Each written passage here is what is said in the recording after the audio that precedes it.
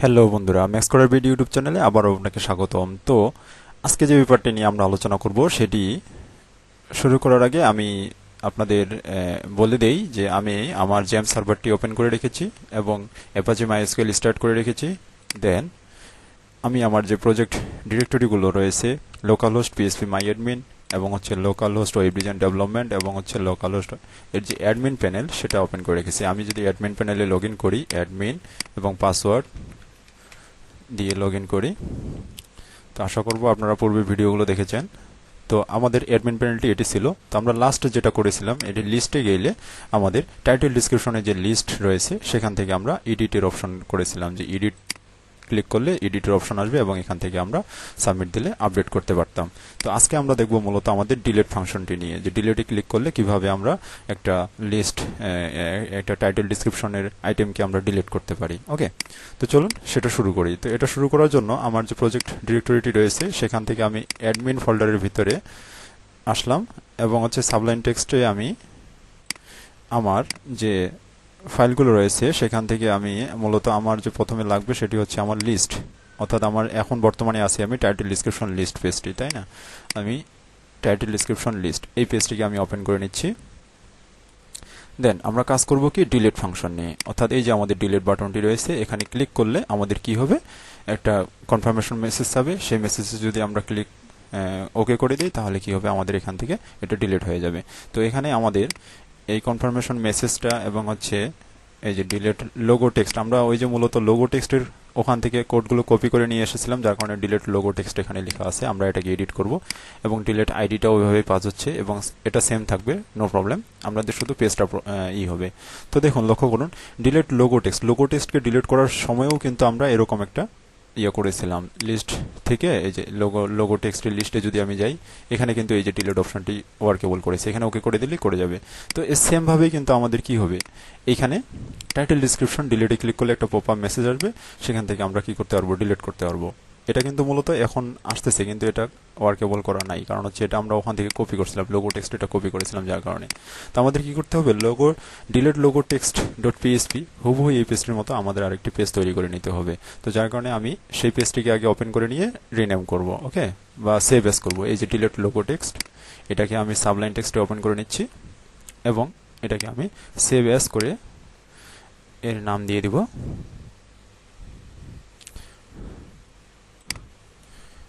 Delete. এখানে লোগোর এখানে just change করে দিব আমি ডিলিট টাইটেল অ্যান্ড ডিসক্রিপশন। আচ্ছা, আমি গত পর্বগুলোতে ডিসক্রিপশন বানানটা ভুল করেছি বরাবরই, কিন্তু আপনারা কেউ আমাকে কমেন্টে জানাননি। DESCRIP।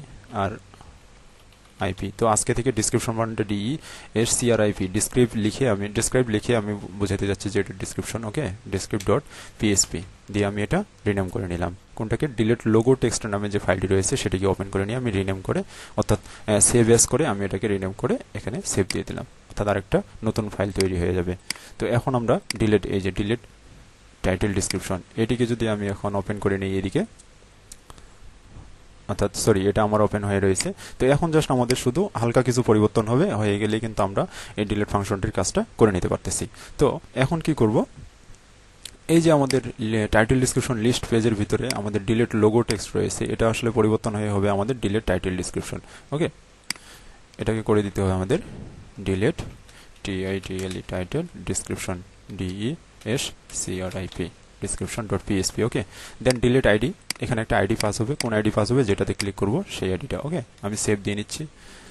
এখন এই পেজে কি হবে, ডিলিটে যখন ক্লিক করব তখন এই পেজে যাবে এবং কি ধরে যাবে, একটা ডিলিট আইডি নিয়ে যাবে এবং সেই আইডিটা কোনটা হবে, এখানে যেই ডিলিটের বাটনে ক্লিক করব, যার বাটনে ক্লিক করব, অর্থাৎ লক্ষ্য করবেন আমি যখন ডিলিটের উপরে পয়েন্টার মাউস ধরতেছি তখন কিন্তু এখানে এই যে ডিলিট আইডি নামে একটা আইডি শো করতেছে 2, দেন এখানে পরেরটা আসতেছে 3, পরেরটা আসতেছে 4। ঠিক আছে, লক্ষ্য করছেন, এই নিচের দিকে লক্ষ্য করবেন আমি যখন ডিলিটের কার্সর নিয়ে যাচ্ছি। তো এই আইডিটা ধরে গিয়ে দেখবে যে যার ডিলিট আইডি 3 বা 2 সেটাকে ডিলিট করে দিবে। ওকে, এমনটাই আমরা বোঝাচ্ছি। তো এটা করার জন্য আমাদের এখানে আসতে হবে, এখানে এসে আমাদের সামথিং কিছু পরিবর্তন করতে হবে। এখানে ভেরিয়েবলটির নাম পরিবর্তন করবো আমরা, ডিলিট টাইটেল আমি আন্ডারস্কোর দিয়ে দিই, delete title DSCRIP descript delete title descript id, দেন এটাকে কপি করে আমি এখানে দিয়ে দিচ্ছি। তো এখানে এখন কি হবে, delete from tbl লোগো হবে না, এখানে আমাদের মূলত টেবিল নেমটি হবে হচ্ছে আমরা যে টেবিল থেকে করতে যাচ্ছি। আমাদের ডাটাবেস কি ছিল, ডিবি সাইফুল পোর্টফোলিও। ওকে, তো ডিবি সাইফুল পোর্টফোলিও থেকে আমাদের টেবিল নেমটি হচ্ছে এই এটা টিবিএল টাইটেল ডিসক্রিপশন, অর্থাৎ আমাদের টিবিএল টাইটেল ডিসক্রিপশন থেকে আমি এটা কপি করব। এই যে সিলেক্ট করার পর কন্ট্রোল সি দিয়ে কপি করলাম। এখানে ডিলিট টেবিল লোগো এখানে হবে টেবিল টাইটেল ডিসক্রিপশন, হাইট কথাটি কিন্তু হবে না, এটা কিন্তু আমাদের ওখান থেকে কপি হয়ে গেছে, এটা তুলে দিলাম আমি। ওকে, দেন হোয়ার আইডি কি, হোয়ার আইডি হচ্ছে যে আইডিটা আমরা কি করতেছি, এই যে ডিলিট আইডি যেটা আমরা এখান থেকে পাস করতেছি, এই যে ডেল আইডি। ডেল আইডিটা কার আইডিটা, যে ডিলিট বাটন, যার ডিলিট বাটনে ক্লিক করব তার আইডিটা এখান থেকে পাস হবে, এবং এখানে আমরা গেট মেথডে সেই আইডিটাকে ধরে ফেলবো, ধরে ওটাকে কি করব, একটা ভেরিয়েবলের মধ্যে রাখবো। এবং এই ভেরিয়েবলটা আমরা কোথায় ব্যবহার করতেছি, এখানে। এখানে বলে দিচ্ছি এসকিউএল এ যে ডিলিট ফ্রম, ডিলিট করো সেখান থেকে টিবিএল টাইটেল ডিসক্রিপশন, মানে টাইটেল ডিসক্রিপশন থেকে তুমি ডিলিট করবা হোয়ার, যেখানে আইডি সমান কি আছে, এই যে যে আইডিটা আমরা এখানে ধরে রেখেছি, গেট মেথডে ধরে রেখেছি। এবং কোন আইডিটা ধরে রেখেছি, যে আইডিটা এখান থেকে এসেছে, এবং কোন আইডিটা এখান থেকে এসেছে, যে আইডিটার ডিলিটে আমরা ক্লিক করেছি। আমি আশা করব ব্যাপারটা বোঝাতে পেরেছি। না বুঝতে পারলে অবশ্যই কমেন্টে আমাকে জানাবেন। এই ব্যাপারগুলো ক্লিয়ার হলে সামনের দিনে কিন্তু আমি আপনাদের একটা ইন্টারেস্টিং ব্যাপার দেখাবো। আর এই যে যত ধরনের ফাংশনে আমরা কাজ করতেছি, এই ফাংশনটা কিন্তু সবচেয়ে বেশি প্রয়োজন হয়, এই আইডি পাস করার ব্যাপারটা। এই আইডি পাস করার ব্যাপারটা ক্লিয়ার না হলে কিন্তু পদে পদে বিপদে পড়বেন সামনের দিকে। ওকে, তো আমি এটাকে সেভ করে নিলাম। এখন এই এসকিউএলটাকে আমরা কি করলাম, একটা মাইএসকিউএল কোয়েরি ফাংশনের মধ্যে চালিয়ে দিলাম। কানেকশন ভেরিয়েবল তো আমরা জানি যে কানেকশন ভেরিয়েবল কোথা থেকে আসতেছে, আমাদের ডাটাবেস কানেকশনের ওখান থেকে। পূর্বের ভিডিওগুলো দেখলে এই ব্যাপারটি বুঝবেন আশা করব। দেন এটাকে কোয়েরি চেক করে নিচ্ছি যে ইফ যদি কোয়েরি ঠিকমতো হয় তাহলে হেডার লোকেশনে গিয়ে কি করবে, এই লোগো লিস্ট হবে না, এখানে আমাদের পেজ ডিরেক্টরিটা হবে যে হচ্ছে এই যে টাইটেল ডিসক্রিপশন লিস্ট, অর্থাৎ এখান থেকে আমরা যখন ডিলিট করব, ডিলিট হওয়ার পর আবার এই পেজেই আসবে, কিন্তু এটাকে ডিলিট করে দিয়ে। ওকে, তো এটাকে করার জন্য আমরা কি করব, যে আমাদের যে পেজ নেমটি আছে, অর্থাৎ এই যে টাইটেল ডিসক্রিপশন লিস্ট পেজটি রয়েছে, আমি এটাকে কপি করলাম। কপি করার পর এখানে এসে এই লোকেশন দেখাই দেবো যে title description list dot PHP. Okay, then আমি সেভ দিয়ে দিলাম। ওকে, দেন কন্ট্রোল এস দিয়ে সেভ দিলাম, এই ফাইলটিকেও কন্ট্রোল এস দিয়ে সেভ দিলাম। দেন আমি এরকম একটা পপ আপ মেসেজ কিন্তু আপনাদের আসতে পারে, এটাকে ক্রস করে দিবেন। আমি আর গত টিউটোরিয়ালগুলোতেও বলেছি এটা। ওকে, আমি সেভ দিয়ে নিলাম। এখন যদি আমি এখানে এসে একবার ব্যাক করে এবার লিস্টে ক্লিক করি, অর্থাৎ রিলোড দেই, এখন যদি আমি ডিলিটে ক্লিক করি তাহলে একটা পপ আপ মেসেজ পাবে, এবং হচ্ছে দেখুন এটা আইডি কিন্তু 2, এবং এটা ডিলিটে নিয়ে গেলে এখানে আইডি 2 দেখাচ্ছে, ডিলিট আইডি। তো আমরা দেখি আসলে ডিলিট হচ্ছে কিনা। আমি এটাকে ডিলিট করব, 2 নম্বরটাকে। ওকে, ডিলিট চাপলাম, কনফার্মেশন মেসেজ আছে যে are you sure want to delete now. এটা কিন্তু আমাদের এই ফাংশনটির কারণে, এই যে আমরা এখানে লিখে দিয়েছিলাম যে are you sure want to delete now. হ্যাঁ, এখানে যদি আমরা এখন ওকে করে দেই তাহলে এটা ডিলিট হয়ে যাবে এবং এই পেজে চলে আসবে। ওকে, ওকে করে দিচ্ছি আমি। লক্ষ্য করুন এখান থেকে 2 নামের যে আইডিটা ছিল সেটা চলে গেছে, এবং বাকি আর মাত্র 2টো রয়েছে, 3টা ছিল। আমরা যদি ডাটাবেজে গিয়েও দেখি এখন, যে আমাদের এই টেবিলের মধ্যে 3টি ডাটার মধ্যে দেখুন এখন 2টি আছে, 3 এবং 4, এবং অনুরূপ ডাটাগুলো কিন্তু আমরা আমাদের অ্যাডমিন প্যানেলে দেখতেছি। তো লক্ষ্য করুন আমরা কিন্তু এটা আমরা আসলে অ্যাডমিন প্যানেল থেকে কি করতে পারলাম, তাহলে গত ক্লাসে দেখেছি এডিট, আজকে দেখলাম আমরা ডিলিট।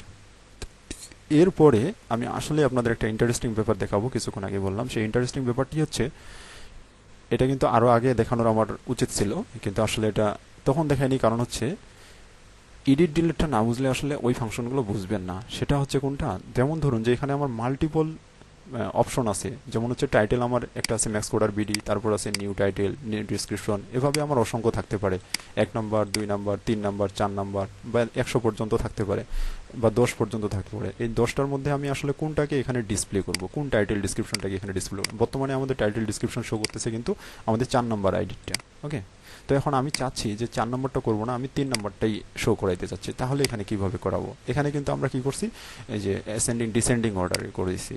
গত টিউটোরিয়ালগুলো দেখলে বুঝবেন যে ডিসেন্ডিং অর্ডারে, অর্থাৎ লাস্ট যেটা আমাদের নতুন এন্ট্রি দেওয়া হবে সেটা এখানে শো করবে। কিন্তু আমি চাচ্ছি যে এমনটা না, এখানে একটা বাটন থাকবে অ্যাক্টিভ করার, যেই অ্যাক্টিভ বাটনে ক্লিক করলে, অর্থাৎ যেটা আমার অ্যাক্টিভ থাকবে সেই টাইটেল ডিসক্রিপশনটা আমার ওয়েবসাইটে শো করবে। ওকে, আশা করি বুঝাতে পারতেছি যে এখানে যেটা অ্যাক্টিভ থাকবে সেটাতে দেখাবে যে এটা অ্যাক্টিভেটেড, এবং সেটা এখানে ডিসপ্লে শো করবে। আর বাকি যে অপশনগুলো থাকবে সেগুলো দেখাবে যে অ্যাক্টিভ নাও, একটা বাটন দেখাবে। ওকে, আজকে এই পর্যন্তই। ভালো থাকবেন, সুস্থ থাকবেন। ধন্যবাদ সবাইকে।